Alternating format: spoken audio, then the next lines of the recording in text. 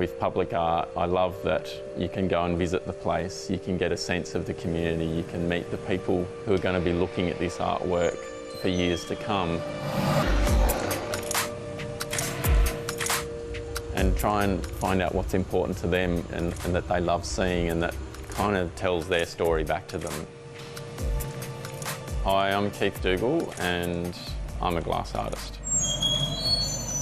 I just love the process of it, that you get to work with really high temperatures, that there's danger, excitement.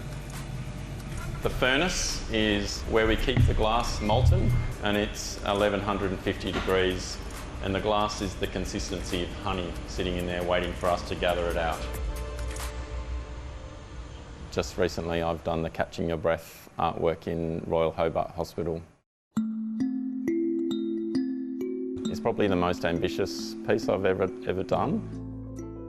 It's 7 large bundles of glass bubbles. The artwork is actually made of human breath. So about 300 and something people donated their breath into these glass bubbles that we created here in the studio.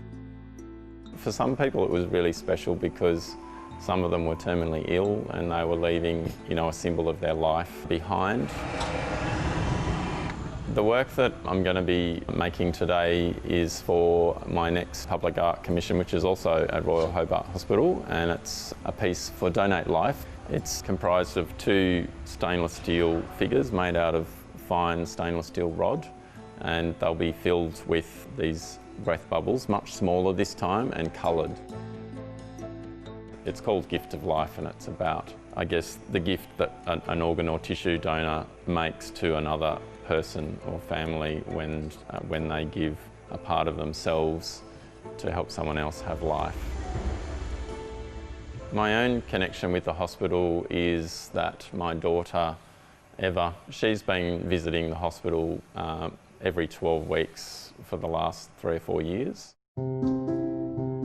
She has a very rare brain condition called Landau-Kleffner syndrome, which is kind of like a really extremely rare form of epilepsy that affects the language part of her brain. I had an experience of what it was like to be in a hospital for long periods of time, for the waiting that people go through, the uncertainty that they experience, to want to bring something into that experience that was positive and uplifting and hope-giving. So yeah, I think it has affected my art in that way. I live in Poatina, which is a small village in the northern Midlands of Tasmania. It's a really unique community. There's a lot of artists living here. A lot of the people here are Christian. The village, I guess, is a community that tries to live out the values of the Christian faith in practical ways. Capstone College is a special assistance school that operates here in Poatina for years 9 to 12 students. A lot of them have mental health issues, or they may be on the autism spectrum. Some of them come from difficult backgrounds, family backgrounds. Most of them are kids who found the mainstream school system difficult. So a lot of the artists living in the village teach regularly at the college. Some of these kids who are used to sort of switching between things very quickly, maybe only concentrating on something for a minute or 2, suddenly are concentrating on something for a long period of time, and then having that payoff of a finished result at the end of it that they just didn't know they could do. So that it works really well. It's really encouraging for them.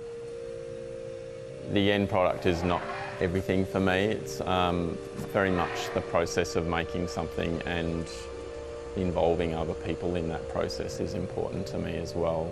I'm really passionate about art that connects with people at a deeper level, I guess, because they feel connected to it and because it's meaningful for them.